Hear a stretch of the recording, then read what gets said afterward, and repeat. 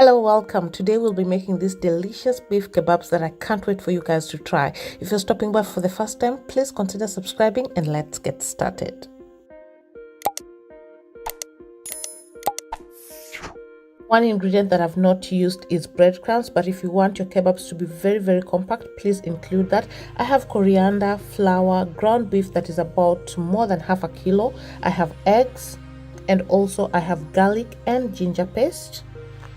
And I also have chopped onions here. For the spices, please do not feel limited to use what I'm using. You can always switch up with what you want. I have paprika, black pepper, cumin, and a little bit of garam masala. The first step, we are going to beat our eggs. Next step, take your pan, pot or sufuria, add a little bit of oil and fry the onions until they are translucent. Next, go ahead to add in your garlic and ginger and fry them as well. Next, go ahead to add in your spices and cook them for about a minute so that they release that beautiful flavor. Once that is done, set it aside. Now we'll work on our ground beef. Go ahead to add some salt to season it. Then we are going to add in the fried onion that we had set aside, followed by your coriander, and if you're using breadcrumbs, also add them at this stage.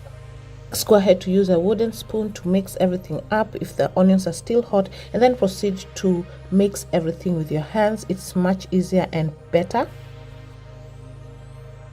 Once everything is well mixed up, it's time for us to mold the ground beef into cylindrical shape or the kebab shape that we know of.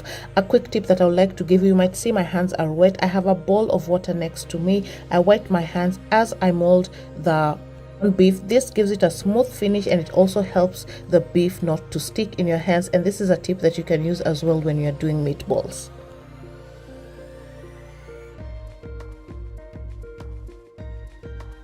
Sizes of your kebabs will depend according to your preference. Sometimes I do mini ones, but on this particular day I wanted to get done in the kitchen as fast as possible, and I did a little bit bigger sizes. Next, it's time to do the first step, and that is to coat it with your flour.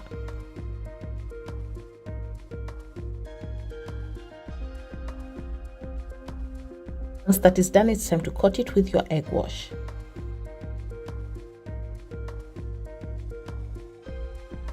The next step is where we deep fry the kebabs, but also that is where the work is. You do not deep fry once, but you can do 2 to 3 times or even 4 times according to how fluffy you want your kebabs.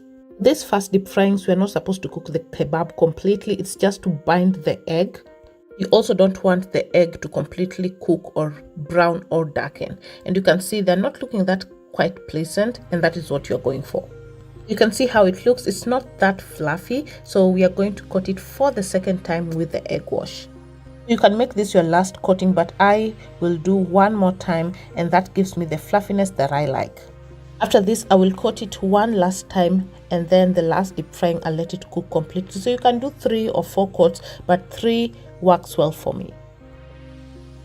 This will also be my last deep frying, and you can see the results. There you have the kebabs. They came out fluffy just like I like them, and the aroma was so beautiful. I can't wait for you guys to try this recipe, and I want you guys to show you the inside as well. You can see how easy it is to slice, and it is not so compact, and that's how I like it as well.